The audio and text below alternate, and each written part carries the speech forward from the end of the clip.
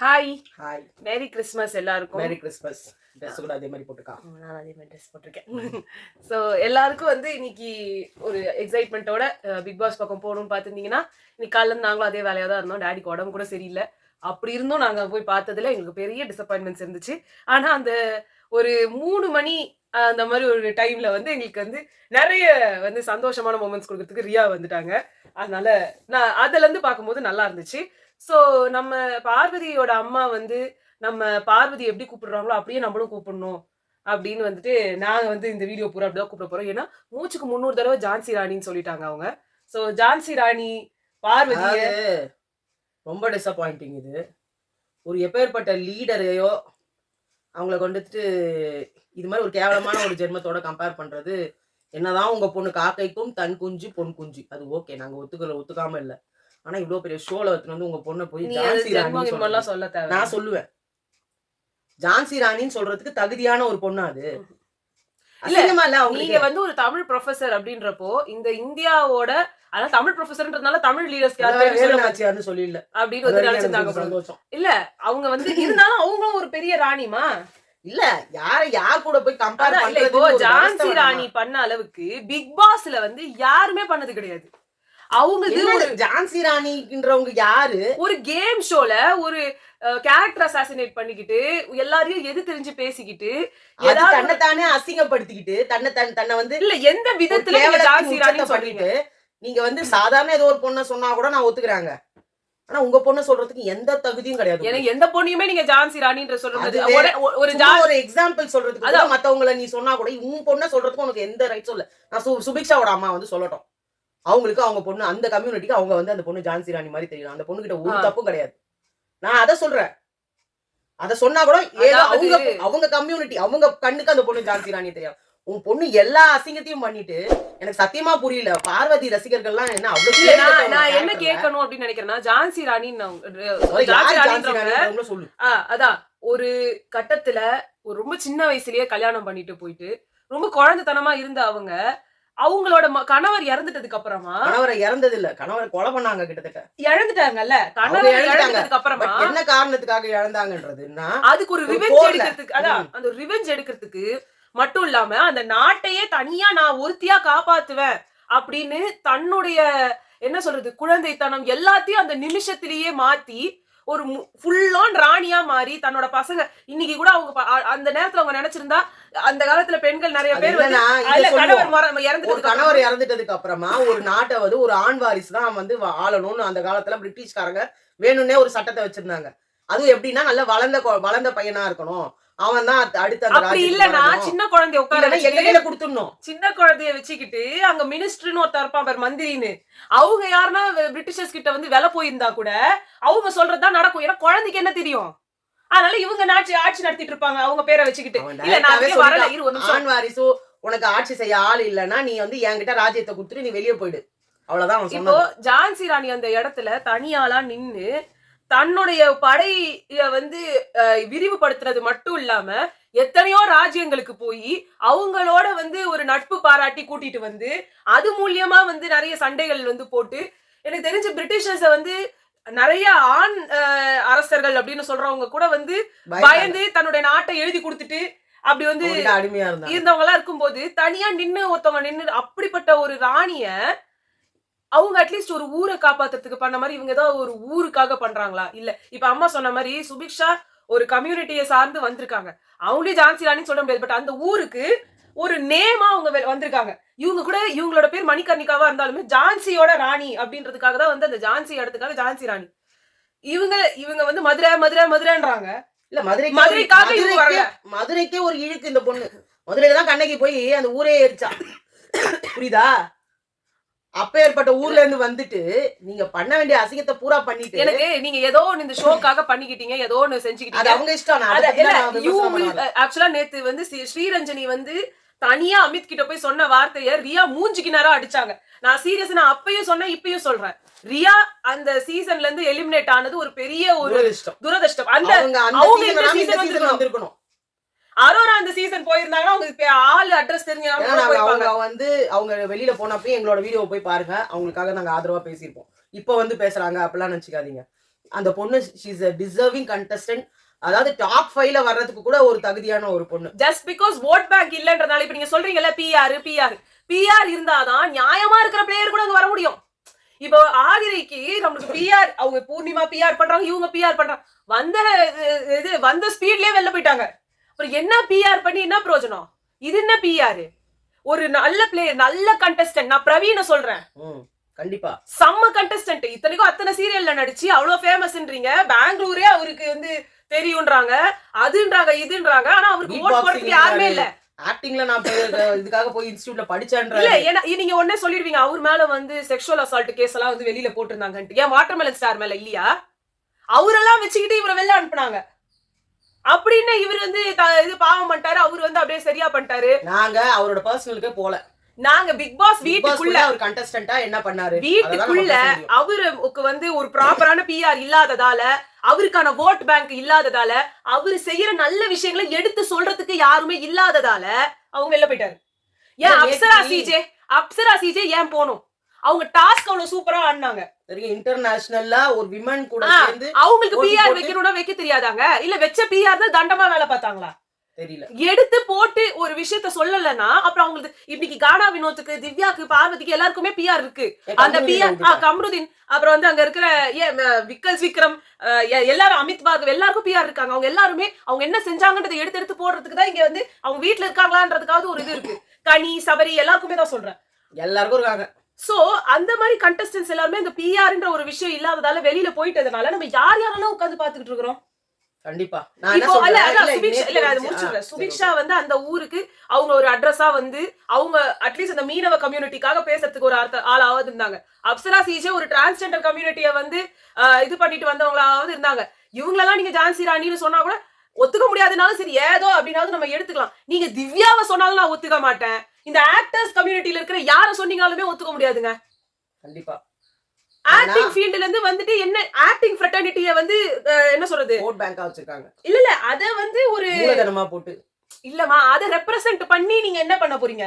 அதுதான் நிறைய பேர் இருக்கீங்களே, இந்த மாதிரி ஃபீல்ட் எல்லாம் ரெப்ரசன்ட் பண்றதுக்கு தான் ஆள் கிடையாது. அவங்க இப்ப நாங்க பேசும்போது கூட பார்வதியோட பர்சனல் லைஃப் எல்லாம் நாங்க பேசல.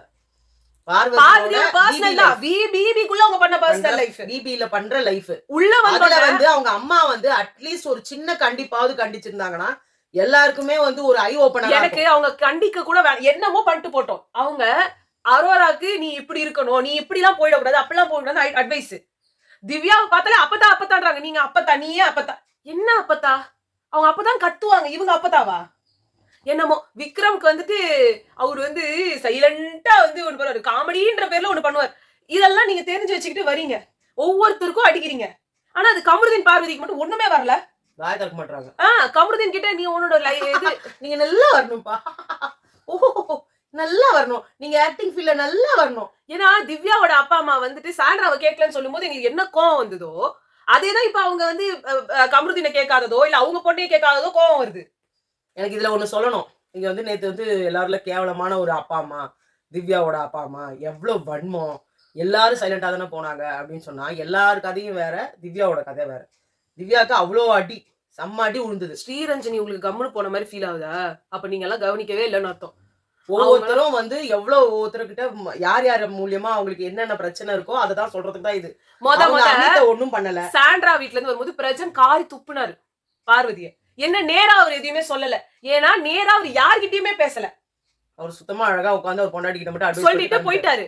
இவங்களும் வந்து இந்த ரவுண்ட் டேபிள் கான்ஃபரன்ஸ் எல்லாம் போடணும்னு நினைக்கல, இப்பதான் இதெல்லாம் போட்டுட்டு இருக்காங்க. அதுக்கு அடுத்து வந்து வீட்ல இருந்து வந்தது வந்து கனி வீட்ல இருந்து. ஏன் விஜய் காரி துப்புல நினைக்கிறீங்களா? நீ என்ன பண்ற, நீ என்ன பேசுறன்னு எல்லாம் உனக்கு தெரிஞ்ச. இதுல எனக்கு கோவம் வந்தது, பார்வதியை திட்டத்துக்கு எல்லாரையும் அனுப்புறீங்க, சாண்ட்ராவை கேள்வியே கேட்க கூடாதுன்னு அனுப்பி வச்சிருக்கீங்க. நீங்க என்ன நினைச்சிட்டு இருக்கீங்க? இப்ப ரியா கூட பேசிட்டு இருக்கும் போது சாண்ட்ராவை பத்தி எதுவுமே சொல்லல. திவ்யா கிட்ட நிறைய சொன்னாங்க, பட் சாண்ட்ராவை பத்தி சொல்லல. ஏன்னா இந்த சேனலே பண்ணி அனுப்புது. நானும் திவ்யாவோட அப்பா அம்மா மேலதான் கோவப்பட்டேன். ஆனா கடைசியில பார்த்தா இந்த சேனல் பண்ற அட்டூழியமா இருக்கு. சாண்ட்ராவை டாப் 5க்கு கொண்டு வந்து சேனலே இது சாண்ட்ராவை பத்தி ஒரு வார்த்தை வாயை விடக்கூடாதுன்றதுக்காக எல்லார் வாயிலும் ஜிப்பு போட்டு அனுப்புறாங்க. கண்டிப்பா யாருமே சாண்ட்ராவை பத்தி ஒண்ணுமே சொல்லல. இல்ல இந்த பிஆர்ன்ற வேலைக்கு நான் வரேன். நான் வந்து அபியோடது பார்த்தேன், ஜோ மைக்கேல்து பார்த்தேன். போன தடவை எல்லாம் பார்த்தேன்னா நிறைய சௌந்தர்யாவுக்கு வந்தப்போ இவங்க எல்லாமே ஒத்துக்குனாங்க, ஆமா எல்லா பிஆர் விட இவங்க பிஆர் வந்து அடிக்கிறாங்க, அது பண்றாங்க, இது பண்றாங்கன்னு ஏதோ பேசுனாங்க. சோ இவங்க இப்படி பிஆர்னு பேசுறாங்க. ஏன்னா நமக்கு அதை பத்தி ஃபுல் டீடைல் தெரியல. நம்ம வந்து ஒரு சேனல்ல பார்த்தா தான் தெரியும். அப்பதான் வந்து அபி சொல்றாங்க திவ்யாவோட பிஆர்னு சொல்றாங்க, திவ்யாவோட பிஆர்னு சொல்றாங்கன்னு. அப்போ வந்து அபி சொல்றாங்க திவ்யாவோட பிஆர்னு சொல்றாங்களே, ஆரம்பத்துல இருந்து பார்வதிக்குன்னு ஒரு பிஆர் வந்து எல்லாரையும் அடி அடின்னு அடிச்சாங்களே, அப்ப யாருக்குமே கண்ணுக்கே தெரியலையா? அது ஒரு பயங்கரமான விஷச்செடி மாதிரி இருக்காங்க. அது மட்டும் இல்ல, அவங்க வந்து என்ன பண்றாங்கன்னா அந்த பார்வதியோட எல்லாத்தையும் எடுத்து நல்லதெல்லாம் எடுத்து போட்டுன்னு இருக்கீங்க. ஓகே, அப்ப நீங்க வந்து கெட்டதை எடுத்து போட உங்களுக்கு தைரியம் இல்ல. ஓகேவா?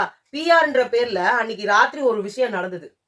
அன்னைக்கு ராத்திரி ஒரு விஷயம் நடந்தத மூடி மறைக்கிறதுக்காக மறுநாள் வந்து நீங்க என்ன பண்ணிட்டீங்க, யாரும் வெளியில வந்து படுத்ததுனால நாய் குறைச்சுது அப்படின்ற மாதிரி ஒரு நோட்டீஸ்ன்னு ஒண்ணு எடுத்துன்னு வந்து கொடுத்த உடனே எல்லாரும் வந்து, ஆனா எல்லாருக்கும் வீட்டுக்குள்ள இருக்கவங்களுக்கும் தெரிஞ்சிருச்சு, வெளியில இருக்கவங்களுக்கும் தெரிஞ்சிருச்சு.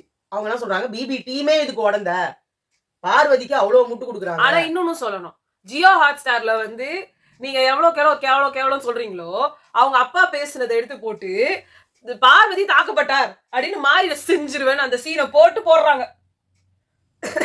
அப்போ இப்ப என்ன கூட பார்த்தா அவர் ஒழுங்கா பேசுற மாதிரியே தெரியும். ஆமா, என்னத்த அவர் பேசுறாரு, ஏதோ பேசண்டே பேசிட்டு இருக்காருன்ற மாதிரி. இன்னொன்னு நான் சொல்லுவேன், எனக்கு வந்து அவர் ரொம்ப கிராமத்தானா இருக்காரா, அவருக்கு அவ்வளவுதான் பேச தெரியும். அவருக்கு வந்து அந்த இல்லடா அவருக்கு தெரியல, அவருக்கு வந்து ரொம்ப இன்னசென்ட்டா இருக்காங்க. அதாவது அவங்க அம்மா இன்னும் சுத்தம், அவங்க ஒண்ணுமே தெரியல பாவம். அதாவது இவங்க எல்லாருமே மனசுல பட்டதை பேசுற ஆளுங்க. அப்ப வந்து ஒரு ஃபில்டர் இல்லாத ஒரு உண்மையான இது அதான். அது வந்து நீங்க நிறைய ஜோடிச்சு பேசுறது, மறைச்சு நீங்க வந்து அங்க பார்வதி வம்பிழுத்தாங்கல்ல, உங்க பொண்ணை நான் அப்படியே வந்துட்டு கொத்தி போட்டு போயிட்டே இருப்பேன்னு அவங்க அம்மா கோவம் வந்தது. அவங்க கிட்ட தான் அழற ஸ்டேஜுக்கு போயிட்டாங்க. அது ஏன்னா அது ஒரு இதுதான். இப்ப ரியா இங்க வந்திருந்தாங்க, இவன் இதெல்லாம் சொல்லணும்னு நினைக்கிறேன். பார்வதி அம்மா வந்ததுல இருந்து தெரியல, அவங்க நான் தமிழை பத்தி பேச போறேன், தமிழை வந்து வளர்க்க போறேன் அப்படி ஏதாவது ஒண்ணு ட்ரை பண்ணி பண்ணாங்களா? நீங்க எல்லாம் நவீன நாடகம் வந்து இந்த நாடகத்தை எல்லாத்தையுமே வந்துட்டு காலி பண்ணிட்டீங்க. மாற்றம் ஒன்றே மாறாது. இது நான் வந்து தமிழா போறேன்னு நினைக்காதீங்க, பட் நான் இதை சொல்லணும்னு நினைச்சேன். மாற்றம் ஒன்றே மாறாததுன்னு இருக்குது. தியாகராஜ பாகவதர் இந்த டைம்ல அந்த பாடல்களும் அப்ப இருந்த அந்த ஒரு ரிஃபார்ம்ஸும் ஒரு பெண்ணை வந்து பார்த்த ஒரு இதுவும் ஒரு கட்டம் இருந்தது. அதாவது நம்ம ஆதி தமிழ் இலக்கியங்கள்ல பெண்களை தெய்வமா மட்டும் இல்லாம ஆணை விட பெரிய ஒரு இடத்துல வந்து வச்சிருந்த ஒரு விஷயம் இருந்தது. நடுவுல ஏதோ ட்ராக் மாதிரி இது புஸ்தகத்துல உடன்கட்டை ஏறி இதெல்லாம் வந்துட்டு இருந்த டைம் இருந்தது. அப்ப அந்த டைம்ல வந்த படங்களோ இல்ல இதுவோ, நான் இப்ப சொன்ன சபாபதி படத்துல அவங்க வந்து டான்ஸ் ஆடுறத ஒரு பேர் சொல்லுவாங்க, அசிங்கமான ஒரு ஜாதியில ஒரு பொண்ணை இழிவுபடுத்துற ஒரு வார்த்தையை வச்சு அந்த பரதநாட்டிய டான்ஸ் ஆடுறதையே சொல்லுவாங்க. சோ அந்த நாட்டியன்ற பேரை யூஸ் பண்ணாம வேற ஒரு அதுதான் அந்த நாட்டியமா அப்படின்னுவாங்க. நம்மவங்க எல்லாம் ஆட மாட்டோமே அப்படின்னுவாங்க, அதுக்குன்னு ஆளுங்க இருக்காங்க. அதாவது எவ்வளவு வந்து ஒரு விஷயத்தை இழிவுபடுத்த முடியுமோ பண்ணிருக்காங்க. நாடகங்கள் இருக்கும்போது இது ரொம்ப அசால்ட்டா வந்த விஷயங்கள். எல்லா நாடகங்கள்லயுமே இப்ப நீங்க தெருக்கூத்துன்னு சொல்றீங்க, எத்தனையோ தெருக்கூத்துல எத்தனையோ இல்ல ஒரு இப்ப வரைக்குமே இப்ப கொஞ்ச நாளாதான் வந்து பெண்கள் வராங்க. தெருக்கூத்துனாலே ஆம்பளைங்க தான் வந்து பெண்கள் வேடம் போட்டு அந்த இத வந்து பண்ணணும்ன்ற அளவுக்கு வந்து அத பயங்கரமா வந்து பண்ணிருந்தாங்க. அந்த கலைகளை ரிஃபார்ம் பண்ணி வருது இப்போ நவீன நாடகங்கள், அத மாத்துது.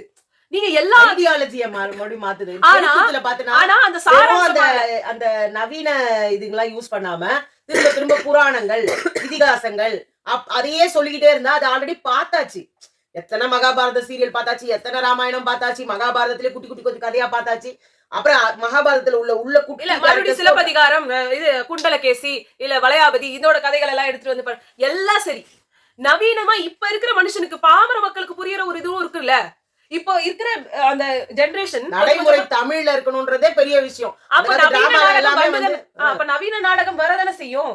ஆமா, நவீன நாடகங்கள்ல வந்து பாத்தீங்கன்னா நிறைய புரட்சி கருத்துக்கள் சொல்ல முடிஞ்சது. இன்னும் கேட்டா பல சுதந்திர உணர்வுகளையே அங்கதான் கொண்டு வந்தாங்க நவீன நாடகத்துல. திருப்பி நம்ம மகாபாரதம் இதெல்லாம் பாத்துக்கிட்டு இருக்கும்போது ஒரு புரட்சி வெடிக்கிறது. என்ன பண்ணலாம்? கேசி மோகனோட படங்கள் எல்லாம் பெருசா பேசப்பட்டுச்சு. நகைச்சுவை. ஏன்னா அது பார்க்காத ஒரு ஜானர். அந்த நகைச்சுவைக்குள்ளேயே ஒரு சின்ன கருத்து இருக்கும். அதாவது நீங்க ஒரு எல்லாமே ஒரு இவல்யூஷன் தான். நீங்க சினிமா கூட அப்படிதானே. ஆதி காலத்துல இருந்த கமெடியன்ஸை நீங்க எடுத்துக்கிட்டு கொஞ்சம் கொஞ்சமா வாங்க. எனக்கு வந்து ரொம்ப பழசா தெரிஞ்ச இவர் வந்து எனக்கு சுருளிராஜன் ஒரு காமெடி ஆக்டர், அவரும் நாகேஷ், இவங்க எல்லாம் பண்ண காமெடி ஒரு வேற மாதிரி இருக்கும். தன்னைத்தானே வருத்தி கொண்டு பண்ற ஒரு காமெடி இருக்கும். அது எல்லாமே பாடி லாங்குவேஜ், அது பயங்கரமா ரசிக்கப்பட்டு இருந்தது. சந்திரபாபு. அது எனக்கு அவரோட படங்கள் நிறைய தெரியாது, தெரிஞ்ச படங்கள் தான் நான் சொல்றேன். அதுக்கப்புறமா வந்த ஒரு காமெடி எவல்யூஷன் கவுண்டமணி, செந்தில், இவங்க ஒருத்தர் அதுலயும் ஒருத்தர் சப்மிசிவ், ஒருத்தர் டாமினன்ட், இப்படி வந்து ஒரு காமெடி வந்தது. திருப்பி அது இவால்வ் ஆச்சு. அடுத்து வடிவேலோட இது ஸ்டார்ட் ஆகும்போது எல்லாரையுமே ஒரு நக்கல் பேச்சு இருந்தது. தன்னையும் ஸ்டோரி லைன் கொண்டு வந்துட்டாரு. தன்னை கேவலமும் படுத்திப்பாரு. அது தனி ட்ராக்கா வராது. ஆமா, படத்தோடயே வரும். ஆனா செந்தில் கவுண்டமணி இது தனி ட்ராக்காவே இருக்கும். நீங்க அந்த படத்தை விட்டு பிரிச்சுட்டு அந்த காமெடி மட்டுமே பார்த்தாலும் புரியும். மொத்தமா ஒரு கதையா வரும். அதுக்கு அடுத்து வந்தது விவேக். அவரோட இது வரும்போது ஏதாவது ஒரு சமூக சோஷியல் மெசேஜ். அடுத்து வந்தது சந்தானம். யதார்த்த காமெடி. ரொம்ப நார்மல். நம்ம வீட்டுக்குள்ள உட்கார்ந்துட்டு கவுண்டர் போடுற ஒரு இது. அது வந்து நிறைய இழிவான வார்த்தைகள் இருக்கு, எல்லாமே இருக்கு. அடுத்து இப்ப இருக்கிறது யோகி பாபு. அவரோட அப்பியரன்ஸை வச்சு கிண்டல் பண்ணிக்கிறாரு. அவர் தன்னையே ஃபர்ஸ்ட் டிகிரேட் பண்ணாரு. அப்புறம் தான் மத்தவங்க டிகிரேட் பண்ணிட்டு காமெடின்னு சொல்லலாம். சோ ஒரு காமெடின்ற ஒரு ஜானர் எடுத்தாலே இவ்ளோ எவல்யூஷன். நான் சொல்றதே வெறும் ஒரு என்ன ஒரு இல்ல, இது என்ன ஒரு சின்ன ட்ராக் தான். ஒரு 60-70 வருஷத்துக்கான ஒரு எவல்யூஷன் தான் இப்ப நான் சொல்றது. நாகேஷ் சுருளிராஜன்லாம் ஒரு 60-70-100 வருஷம் எல்லாம் சொல்ல முடியாது இல்ல. அதனால சொல்ற ஒரு 60-70 வருஷத்தோட எவல்யூஷனே இப்படி இருக்குன்னா, நாடகம்ன்றது ஆரம்பிச்சு நவீன நாடகம் வர்றதுக்கான ஒரு டைம் லைனை நீங்க பாருங்க. இத நான் பேசணும்ன்றது இந்த ட்ராக் மாதிரி போகுதுனாலும் எனக்கு தோணுச்சு அவங்க அதை பேசும்போது நிறைய டாபிக். ஜான்சி ராணின்னு சொன்னது எங்களுக்கு பிடிக்கலங்க. அதான் ரியாக்கு வந்துடுறேன். அவ்வளவுதான். ரியாவோட இது வந்து என்னதுன்னா, சூப்பரா அடிச்சாங்க. ஒவ்வொருத்தருக்கும் நச்சு நச்சு. அதுவும் அரோரா துஷார் லவ் பண்றியா இல்ல, அப்புறம் என்னத்துக்கு அவன் பேர சொல்லிக்கிறேன், எதுனாலும் வெளில வந்து பாரு. இப்ப கூட வந்து ஐ எம் ரூட்டிங் ஃபார் ஹர்னு சொன்னதுக்காக உட்காந்து குச்சின்னு இருந்தாங்க. அதே அவங்க சொன்னாங்க, உன் நாயை பாத்துக்கிறது நானு, உன் வீட்டு கரண்ட் பில்ல கட்டுறது நானு, எல்லாம் நானு, ஆனா நீ வந்து துஷாரு. இப்ப கூட வந்து எனக்கு வேக்ஸ் ஸ்ட்ரிப்ஸ் அனுப்பி விட்டு எனக்கு புடவை அனுப்பி விடு, மாம்பழ கலர்ல புடவை இருக்கும், அதே தான் பண்ணுவாங்க. நீ சம்பாதிச்சு போறதுக்கு அதுவும் வீட்டு போய் பாத்தியா, வீடு அப்படியே தான் இருக்கா, வீட்டுல வீட்டுல கேஸ் ஆஃப் பண்ணியா, வேற எது ஏசி ஆஃப் பண்ணி தானே வந்தேன், எல்லாத்தையும் எடுத்துங்க தானே வந்தேன், அது எல்லாத்தையுமே நான் பாத்துக்கிறேன்டி, நான் பாத்துக்கிறேன். அதாவது அந்த கோல்டன் ரிட்ரீவர் வந்து வீடியோவா போட்டாங்க. அது ஒன்ன பார்த்துலாம் ஒன்னும் மிஸ் தான் பண்ணல. இவனை வெளில அனுப்பி விட்டுட்டு அம்மா எங்கடா அப்படின்னு வெளில போச்சு. சொன்ன போச்சு. அப்ப நான் வந்தா அது என்கிட்ட வராதா, நீ வந்தா உன்னை பார்த்தா வருண்டி, சும்மா உன் ஞாபகத்திலே இருக்குமா. நான் டாபர் மேன் வாங்கி இருக்கணும், இந்த கோல்டன் ரிட்ரீவர்லாம் இப்படிதான் யார பாருங்க அவங்க பின்னாடி போயிடுது அப்படின்னு சொல்லிட்டு இருந்தாங்க. அதுக்கப்புறமா இவங்க ஒவ்வொருத்தரை பத்தி வச்ச விமர்சனங்களும் சூப்பரா இருந்துச்சு. நான் அது எல்லாத்தையும் எழுதி வச்சிருந்தேன். அதுலயும் வந்து மெயினா ரியா வந்து சொன்னாங்க, எனக்கு இந்த சீசனை பார்த்தாலே பொறாமையா இருக்கு. எங்களோட பாய்ஸ் பசங்க எல்லாம் வெறும் கஞ்சி தண்ணி குடிச்சிட்டு இருந்தாங்க, நாங்களும் ஒரு வாரமா ரவா கஞ்சி குடிச்சோமே அப்படின்னாங்க பார்வதி. அதுதான் இவங்க சொன்னாங்க, நீங்க ஒரு வாரங்க, நாங்க கிட்டத்தட்ட 90 நாளைக்கு அதாங்க சாப்பிட்டாங்க. அந்த ஃபேமிலி வீக் வரும்போது தான் தெரிஞ்சு நல்ல சாப்பாடே வந்தது.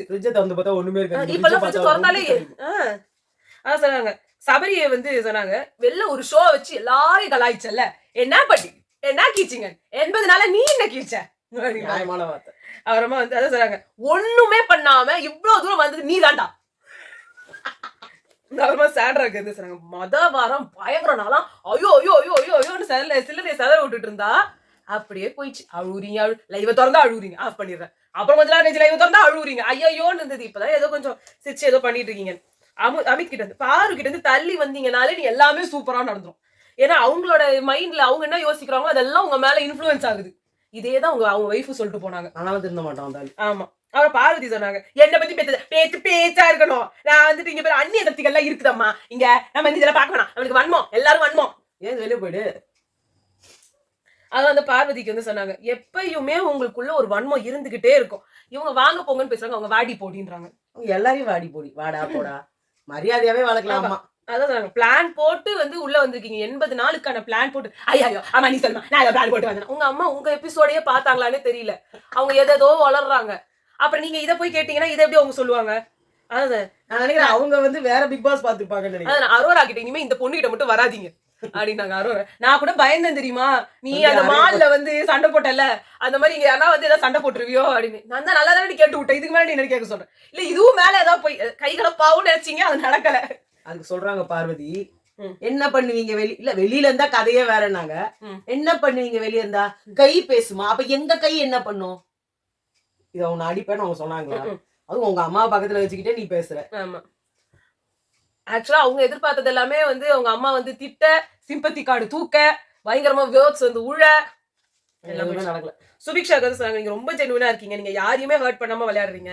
அந்த டாஸ்க் அப்போ நெக்லஸ் டாஸ்க்ல நீங்க தான் பயங்கரம் பண்ணீங்க, எல்லாத்தையும் இந்த பொண்ணு போய் சொல்றாங்க, உங்களை தாங்க சொல்லியிருக்கணும், நான் சொல்றேங்க அப்படின்னாங்க. அதுக்கப்புறமா வந்துட்டு கனிக்கு வந்து நீங்க வந்து அம்மா பாசம் கைண்டு எல்லாமே நாங்க எல்லாத்தையும் நீங்க சொன்னதுதான், எல்லாரும் சொன்னதுதான். அப்பப்போ பாயிண்ட்ஸ் நல்லா சொல்றீங்க. லாஸ்ட் வாரம் ஒண்ணு பண்ணீங்கல்ல, அது ஸ்மார்ட்டா இருந்தது. அவர் திவ்யாக்கு வந்து நீங்க கியூட்டா இருக்கீங்க, நல்ல ப்ரெடிக்ஷன்ஸ் போடுறீங்க, நீங்க அரோரா காம்போ சூப்பரா இருக்கு, நீங்க கனி காம்போ சூப்பரா இருக்கு. அதெல்லாம் வந்து எனக்கு நீங்க வந்து அந்த ஜட்ஜ்மெண்ட் எல்லாம் நீங்க பண்றது கூட சூப்பரா இருக்கு. ஆனா இந்த கேப்டன்சி டாஸ்க் கொண்டு வச்சு நான் அப்ப பண்ணேன் அதையே ஏங்க திருப்பி திருப்பி சொல்றீங்க. என்னோட வந்து வந்துட்டாங்க பார்வதி, பழைய டேப் ரெக்கார்டு. சாரி பேசும்போது வந்துச்சு அமித்துக்கு இவங்கெல்லாம் வந்து இவங்க பேசும்போது திவ்யா ஏதாவது சொல்லும் போது தான் வந்துரும். அப்பதான் திவ்யா சொன்னாங்க, என்னோட இதை வந்து நீங்க யாரும் நல்லா வந்து பேசாதீங்க. அவங்களுக்கு இவங்க வந்து பேசினாங்களா? பேசல, யாருமே பேசல. அந்த வீட்டுல எல்லாரும் அமைதியா இருக்காங்க. அதாவது அமித் வந்து வாண்டடா அததான் சொல்றாங்க, வாடா வாடா வாடா என்கிட்ட வாடா அது உனக்கு அதாவது அம்மா ஜெல்லிக்கு நீ பிரயோஜனம் இல்ல. அதான் அவங்க சொல்றாங்க, இவங்க எல்லாம் ஒரு விஷயத்த பண்றாங்க, அதை நான் பண்ணதான் தப்புன்றாங்க. இத பார்வதி வந்து அவர் தலையில போட்டு மண்டையை பொளந்து உள்ள போட்டுடுச்சு. அதாவது இத வந்து பார்வதி படிக்கிறீங்க, உங்க எல்லாருக்கும் ஞாபகம் இருக்கு. 8th ஸ்டாண்டர்ட் 6th ஸ்டாண்டர்ட் நான் டான்ஸ் ஆடுவேன்டா அப்படின்னு வந்து பெட் மேல ஏறி குச்சி ஆடுனது. இது உங்களுக்கு புரியல. இன்னொன்னு சொல்லலாம், தலைக்கண புடிச்ச தலைக்கண புடிச்ச தலைக்கண புடிச்ச எடுத்தார் கைப்பிள்ளை ஆமா எடுப்பார் கைப்பிள்ளை தான் கரெக்ட். ஓ சாரி, கரெக்ட். எடுத்தார் கைப்பிள்ளை நீ எடுத்தார் கைப்பிள்ளை எம்ஜே பாடுற யோ யோ எடுத்தார் கைப்பிள்ளை யோ யோ யோ யோ யோ யோ யோ அந்த மாதிரி. அதாவது இவங்க வந்து எம்ஜே தேஞ்சு போன ரெக்கார்டர்னா அது பார்வதி தான். தேஞ்சு போன ரெக்கார்டரு ஒரு மொத்த சென்டென்ஸையோ இல்ல ஸ்டார்டிங்ல இருந்தெல்லாம் திருப்பி திருப்பி சொல்லாது, ஒரு வார்த்தையை தான் திருப்பி திருப்பி தேய்ச்சி சொல்ல மறந்து போயிடுதாமே எல்லாமே. அதுதான் நீங்க அவங்க அண்ணன் கரெக்டா சொன்னாரு. திவ்யா வந்து அன்னைக்கு காலையில 6 மணி இருக்கும், அதுதான் திவ்யா எல்லாத்தையும் ஆரம்பத்துல இருந்து பேசுது. அவங்க எல்லார் வீட்லயும் அவங்களோட குறையையும் சொன்னாங்க, நிறையும் சொன்னாங்க. இங்க அவங்க அம்மா வெறும் குறைய மட்டும் இல்ல, நிறைய மட்டும் வெறும் நிறை மட்டும் தான். அப்புறம் அப்படி பண்ணிருக்கணும், நீ வந்து இளஞ்சிட்டு இளமை மொட்டு உனக்கு அப்படிதான் ஃபீலிங்ஸ் வரும். ஆனா நம்ம ஜான்சி ராணி மாதிரி மெருகேறி போனோம். ஜான்சி ராணிக்கு ஃபீலிங்ஸ் சொன்னாங்கமா, அவங்க ஜான்சி ராணிக்கு ஃபீலிங்ஸ் வந்தாலும் அவங்களோட இத தான பாப்பாங்க. ஜான்சி ராணிக்கு ஃபீலிங்ஸ் வந்ததா? இவங்கள ஜான்சி ராணி சின்ன வயசுல அவங்க ஒரு 25-30 வயசுல செத்தே போட்டாங்க. நீங்க என்னங்க அவங்கள ஃபீலிங்ஸ் எவ்வளவுங்க தப்பா பேசுவீங்க? இது எப்படி தெரியுமா இருக்கு? ஆல்ரெடி நம்மள சொல்லிதான் இருக்கோம், பொன்னியின் செல்வன்ல ஆதித்த கரிகாலன் ஒரு பொண்ணுக்காக செத்தாரா, குச்சி பொண்ணுக்காக செத்தாருன்ற மாதிரி சொல்றீங்கன்ற மாதிரி. ஜான்சி ராணி செத்தார் கூட இல்ல, அந்த பொண்ணை கையில இருக்கிற கத்தியை வாங்கி அவரே குத்தினாரு. அந்த மாதிரி படத்துல வந்து போட்டிருந்தாங்கல்ல, அது எவ்வளவு ஒரு அவமானம், பெரிய வீரன் அவன், எவ்வளவு ஒரு அவமானம் அது கொடுத்ததோ அந்த மாதிரி ஜான்சி ராணிக்கு ஃபீலிங்ஸ் வந்ததுன்றீங்க. ஃபீலிங்ஸ் வந்தா கூட என்ன சொன்னீங்க நீங்க? யாரோ கூட சொல்ல முடியாதுங்க. என்ன வார்த்தையை பேசுறீங்கன்னா தமிழ் பேராசிரியர் இப்படிதான் உங்களோட ஸ்டூடெண்ட்ஸ்க்கு எல்லாம் சொல்லி கொடுப்பீங்களோ? உணர்ச்சிகள் வந்தா ஜான்சி ராணி மாதிரி உணர்ச்சிகளை கட்டுப்படுத்திக்கிட்டு இருங்க அப்படின்னீங்களா? எனக்கு புரியல. அவங்க ஒரு 70 இயர் ஒரு ஓல்டு லேடி, வெரி என்ன சொல்றது, நல்ல படிச்ச ஜாப்ல நல்ல ஒரு ஒரு ஒரு பேராசிரியர், சாதாரண ஸ்கூல் டீச்சர் கூட கிடையாது, ஒரு பேராசிரியர், ஒரு நாட்டை ஒரு ஊரை பல இடங்களை வழி நடத்த வேண்டிய ஆளுங்களை உருவாக்குற ஒரு டீச்சர் ப்ரொஃபஷன். நம்மலாம் வந்து ஒரு சின்ன டீச்சர்ன்றதுல நமக்குலாம் ஒரு என்ன சொல்றது, ஒரு ரெஸ்பெக்ட், ஒரு கர்வம், ஒரு இது எல்லாமே இருக்கு. அப்படி இருக்கும்போது நீங்க அத வந்து சொல்றது வந்து எனக்கு தப்பா பட்டுச்சுங்க. அடுத்தது வந்து அவங்க கமருதீனுக்கு வந்துட்டு சரியான சேஃப் கேம், 2 பேரை வந்து அடிச்சு விட்டுட்டு நவுந்து உட்காந்துட்டு ரியா, எல்லாம் ரியா தான். விக்கல்ஸ் கிட்ட சொல்லியிருந்தாங்க, நல்லா போய் ஃபர்ஸ்ட் எதுவுமே எதுக்கு இவர் வந்தாருன்னு அப்படியே மாறி ஒரு டிரான்ஸ்ஃபர்மேஷன். அதுக்கப்புறமா அம்பி மேல கொஞ்சம் அழுதுனே இருக்கிறீங்க. நீங்க அதுல இருந்து கொஞ்சம் வாங்குங்க. வினோத்துக்கு உங்களுக்கு கோபம் எக்கச்சக்கம், பொறுமையே இல்லை, யாருன்னா சொன்னா அது கேட்கறதுக்கான தன்மையே கிடையாது. ஆனா இதெல்லாம் சரி பண்ணிட்டீங்கன்னா நீங்க சூப்பர்னாங்க. கூடவே வாயில இருந்து கெட்ட கெட்ட வார்த்தைகள் வந்துட்டு அசால்ட்டா வருது, அதை கொஞ்சம் அடக்கணும்னு சொல்லியிருக்கணும். ஏன்னா அவர் நக்கல் பேச்சுல பேசுற வார்த்தைகள் கூட தப்பான மீனிங்ல தான் பேசுறாரு. என்ன வார்த்தை கெட்ட வார்த்தையா இல்லையே தவிர்த்து கெட்ட மீனிங்ல இருக்கிற வார்த்தைகளா பேசிடுறாரு. அடுத்து அரோரா வந்து சொல்றாங்க, 50 நாள் ஒண்ணுமே பண்ணாமே வந்துட்டாங்க. ஆக்சுவலா அவங்களுக்கு அந்த ஏக்கம் தெரியுது. கண்டிப்பா அவ்வளவு கஷ்டப்பட்டு என்ன ஒரே வார்த்தையில அமிச்சிங்களா அப்படியே கத்துனாங்க அவங்க. இவங்க வந்து திவ்யா டிராக் பண்றாங்கன்னு சொல்றதை விட வினோத் டிராக் பண்ண, நாங்க இவங்கள ஒரு ஆயான்னு சொல்லுவோம். ஆயான்னா என்ன? ஆயா ஈத்துக்குன்னு இருக்குது, ஆயாக்கு பால் ஊத்திக்கிட்டு, ஆயாக்கு பால் ஊத்தி செத்து போயிடும் பார்த்தா, ஆயா வீட்டுல இருக்கிற பொண்ணு செத்து போய், மருமக செத்து போய், எல்லாம் செத்து போயிட்டாங்க. ஆயா மட்டும் இருக்கு. ஆயா குஷ்டியாது. ஆயா அப்புறமா பால் எல்லாத்தையும் குடிச்சு ஆயா ரொம்ப ஸ்ட்ராங் ஆயிடுச்சு. ஆனா ஒரு வார்த்தை சொல்றாங்க, அவ வேற லெவல்ல மாறிட்டா, இப்பெல்லாம் ஆயா சாவாதுட்டாங்க. அதான் எல்லாரும் போற வரைக்கும் ஆயா இங்கதான் இருக்கும்ட்டாங்க. நீங்க எல்லாம் போற அவர் பார்வதி ஒண்ணு ஈத்துட்டு போயிட்டாங்க. ஏங்க அவங்க வந்தது அரோராக்காக. உங்களுக்கு தான் உங்க அம்மா வந்திருக்காங்கல்ல, சும்மா எல்லாரையும் கூட்டு போய் உட்கார வச்சுருங்க. என்ன சொல்றாங்க, என்ன பேசுறாங்க, என்ன பத்தி என்ன சொல்றாங்க? நான் ஒண்ணு பண்றேன்ல இங்க. அப்ப உங்களுக்கே எல்லாமே தெரியுது. உங்களை வந்தவங்க கூட காரி துப்பிட்டாங்க. அதாவது நீங்க யார வேணா ஒரு த்ரோ அண்டர் த பஸ் உங்க கேமுக்காக. அது என்னமோ அவங்க ப்ரோமோ பார்த்துட்டு வந்தாங்களா, அமித் வைஃப் சொன்னதெல்லாம் என்னன்னு தெரியல, அதெல்லாம் அப்படியே சொல்றாங்க. அதாவது உங்களுக்கு கைண்ட்னஸ் இருக்குன்றீங்க, அது வெளியவே தெரிய மாட்டேங்குது. அது வந்து கொஞ்ச நாள் ரெஸ்ட் எடுத்து தூங்குது. 2 பேர் ஒரு பையனுக்காக அடிச்சுக்கிறது எவ்வளவு அசிங்கமா இருக்கு, கேவலமா இருக்கு. நீங்களே யோசிச்சு பாருங்க, 2 பொண்ணுங்க ரோட்ல அடிச்சுக்கிறாங்க ஒரு பையனுக்காக. உங்களுக்கு என்ன பண்ணுவீங்க? சீ இதெல்லாம் பாக்கணுமா அப்படின்னு தள்ளி போட்டு. நல்லா இல்ல, நல்லாவே இல்ல. திவ்யா பச்சையா வேற யாரும் சொல்ல முடியாது. திவ்யாக்கு வந்து சொன்னாங்க, உங்களுக்கு நிறைய பெர்செப்ஷன்ஸ் இருக்குல்ல, அத மூஞ்சிக்கு நேரா கேளுங்க. அரோரா இப்பவே அப்படிதான் கேக்குறா, இதுக்கு மேல என்ன மூஞ்சிக்கு நேரா கேக்குறது? அடிச்சு கேளுங்க. ஆனா அது வந்து ரொம்ப நேரம் டிராக் பண்ணாதீங்க மொத்த விஷயம். ஏன்னா எங்க எல்லாருக்கும் எங்களுக்கு தெரியும், நாங்களும் எபிசோட் பாக்கோம். நீங்க ஒண்ணும் விளக்கா வேணாம். ஆமா, நீங்க வந்து அங்க இருக்கிறவங்களுக்கு விளக்குறான பேர் நம்மளுக்கு விளக்கிட்டு உட்காந்துருக்கீங்க. அதுக்கு எங்களுக்கு ஏன்டா இந்த பொண்ணு விளக்குது, நாங்க தான் தெரியுமே, இதத்தான் 1000 வாட்டி பாத்துட்டோம். ஆமா, சோ அதுதான் வந்து நடந்திருக்கு. இதுதான் வந்து பேசப்பட்டுச்சு. ஜோ மைக்கேல் சொன்னாரு. அது நம்ம அடுத்த வீடியோல சொல்லுவோம், டைம் ஆயிடுச்சு. அடுத்த வீடியோல சந்திக்கிறோம். பாய்.